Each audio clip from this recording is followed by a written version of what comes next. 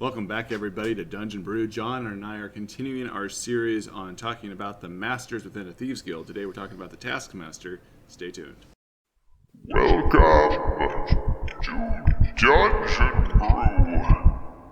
Welcome back, everybody, to Dungeon Brew. Today, John and I are going to be talking about the Taskmaster. This is the last master that we are covering within the course of the Thieves Guild and looking at the jobs that they particularly do. As John had mentioned in our last video, we did some rearranging and some rethinking about these tasks to really try to capture more of what we envisioned as being the best structure for the Thieves Guild. So we may have mentioned in a previous video something the Taskmaster did, and you may hear some incongruency here in this video. But when we decided to break this down, we decided that the Taskmaster, if we're looking at jobs, he may be handing out jobs around racketeering, and this has a lot to do with his role within the Thieves Guild and doing day-to-day operations. But John, why don't you go ahead and dive into this a little bit deeper? Who is the Taskmaster? How do you envision him?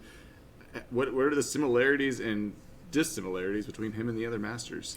So you and I, because like you mentioned, we kind of we're doing some restructuring. So we were having a conversation around the Taskmaster in particular. Like you said, he handles day-to-day operations, and so for those of you who are maybe in certain job settings, this would be more like a project manager. Is kind of the way that we likened it. He is somebody who, or she, or they, or whatever, they're somebody who identifies larger jobs, the bigger things that need done. We're talking about we're talking about like the major heists that we were talking about with like the Master Thief. We're talking about major assassination jobs that require multiple steps. Those types of things. They're the one who go in and pick out the individuals for that particular quest or for that particular job or mission or whatever, and then they assign them in order to make sure that they are getting the most qualified people for the job. So, for example, we're doing an assassination style mission. There's going to be infiltration. There's going to be specifics in terms of how this person should be killed and in what manner they should be killed and all of these other things. So he goes in and pulls in somebody who's good at infiltration. He pulls in somebody who's very good at poisons because he knows that poisons are going to be required. Pulls in individuals who are particularly good at determining the specifics of how this person operates on their day-to-day, so spies and that type of thing. But basically goes in and pulls in all these particular members in order to create a team in order to be able to go execute on that particular job. Yeah, I kind of envisioned the cork board with all the different pictures of all the people that you have in the guild, and he's kind of pulling people out with specific skill sets and deciding who's going to be assigned to what particular piece going on. But when I think of the Taskmaster, which I think is something that you're highlighting here, he's not only in charge of the day-to-day operations, he's in charge of big operations. Like, operation is like the key term that keeps coming back to mind when I'm considering what it is that he's doing. He is understanding kind of the overall framework of how the in and outs of the guilds function and trying to make sure that things are staying on track, staying on schedule. People are where they're supposed to be at, and he has the ability to kind of reach out to members underneath different masters and redirect them when needed to particular jobs that are being done that have a higher priority than others. Right, and all of this is what we're calling racketeering jobs. Because racketeering, if you look at this, racketeering is really organized crime, and there's a lot of different ways that can take place.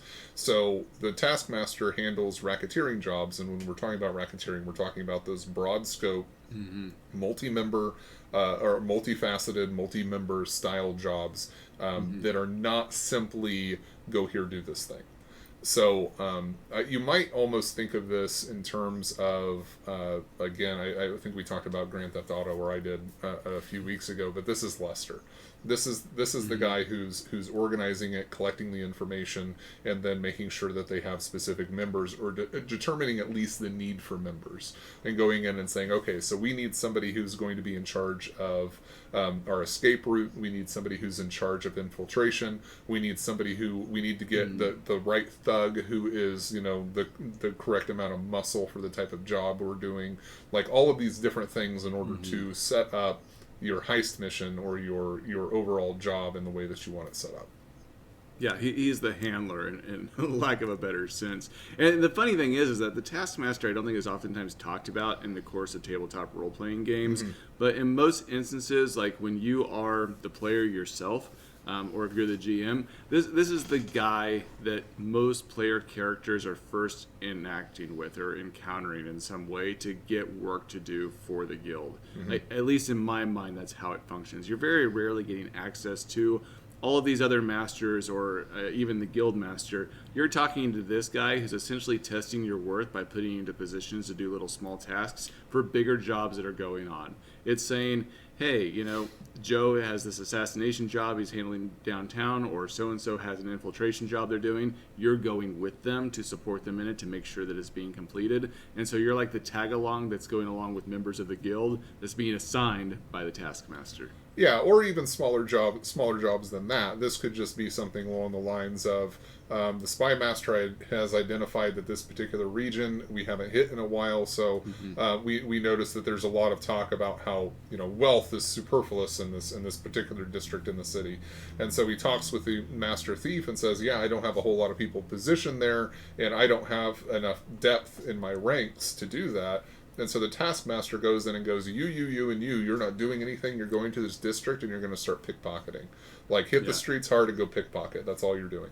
And his job is to make sure that there's an acceptable amount of downtime for members of the guild. If they don't do something, then he's basically like, okay, we've got pickup work. We have this additional area that we basically need to start accruing more coin from these operations because we have nobody working in those operations. Or there's always the option of going out and basically saying, listen, we can always use some more beggars on the street. Let's go see if we can get some more information. Spy Master is busy with some larger projects. Let's start filling the void. You guys are going out and begging this week.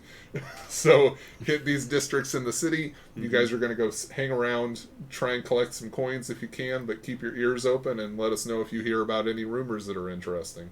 Like, he's filling those gaps and filling those voids so that he doesn't have a bunch of members sitting around the guild not doing anything. Yeah, I can't remember if this is the right terminology, but the other type of analogy that I'm looking for is he's like the floorman of a factory almost. Like, you have people coming in and giving you the updates about what's going on around the factory, and he's filling the schedules, he's filling the positions, he's making sure that all the equipment is functioning, that things are going on the production schedule and things are getting done to get your ratios done for those day-to-day operations that are going on. And it's a very hands-on position. He may be meeting with each of the masters, you know, each day to kind of check in what's going on and what things they have planned and what's coming up on the schedule, looking at the different schedules of the rogues and the spies and the thieves that are involved in the guild to see who's assigned and who's available to them. It's a lot of people management. Yes. So I think that we've talked about the Taskmaster quite a bit, and I think he's definitely one of those essential roles. The thing about the Taskmaster, unlike I think many of the other masters, and I think there's an exception here or there that we talked about. So, for instance, the Master Warder, I think we talked about this, having multiple versions.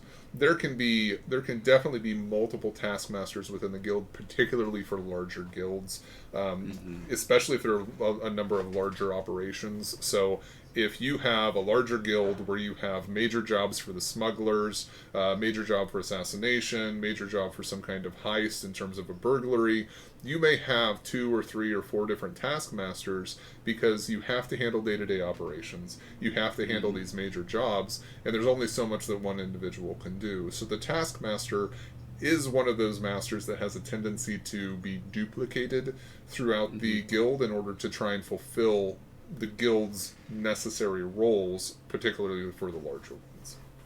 Yeah, I would agree with you. I don't know that I have a whole lot else to add on him. I mean, he has a very crucial role.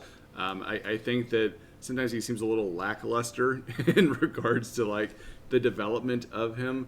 But an interesting thing that you can do as a GM is that if you don't have this role filled for whatever reason, you can have problems kind of surface in the guild that players have to figure out how to solve because there's nobody fulfilling this role. Right, and to a lesser degree, because I think at one point we talked about how if you have 2 masters, one of them should be a purser. The taskmaster is fine for that initial role if you don't want to specialize, because the taskmaster is the one who can basically delineate jobs and make sure that people are moving where they're supposed to be moving.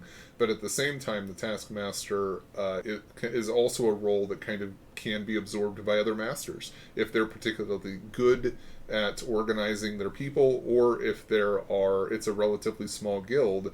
You may have a master fencer and a purser and a master thief, and that's all you've got, and the master fencer and the master thief are in charge of the taskmaster duties. They're the ones who are in charge of that, because it's a small operation and they can't afford to have somebody coming in to basically pay them a salary for the type of job that they would want them to do. But like you said, that can create its own kind of problems because of the other duties of those masters. Yeah. So I hope that you guys have enjoyed, if you have nothing else, John, I hope you guys have enjoyed this series of masters and looking at each one of them individually. I know that there's still some other roles within the guild that we're probably going to be talking about in regards to recruitment and rank and file. But if there's a particular master that you oftentimes include in a guild that we haven't covered, I would love to hear about that. Right. And I would say, if you're interested in more information about the way that the racketeering jobs are run, you can look a little bit more at the Master Thief video that we did, where we talked about heists. This is the kind of idea, and this is really replicated, I think, in most of the other masters we've talked about, where we've talked about small jobs versus big jobs. When we're talking about big jobs, that's where you bring in the taskmaster. He's the one who, like we talked about, is pulling in individuals, identifying strengths and weaknesses and members, and then assigning them roles within those larger jobs. And I think in every single master video we've done so far, we've had a conversation about how those larger missions take place, and that's where the taskmaster comes in and shines for those types of jobs. I would agree with you. I imagine we're going to do a video later where we're going to be talking about the headhunter and some of the roles that the headhunter does, but the taskmaster is going to have a direct relationship with that headhunter to send them out to find particular people with particular abilities to fill holes in the guild too. Yeah, he would be somebody who's particularly aware in conversations with the other masters where there are gaps in the schedule and gaps in talent. All right, so if you have not already, please like and subscribe, hit the notification bell. Those types of interactions with the video really help to bring the channel forward and drive it forward. And as always, please leave a comment down below, and we will check you out, or we'll see you guys in the next video. All right. Dungeon Brew.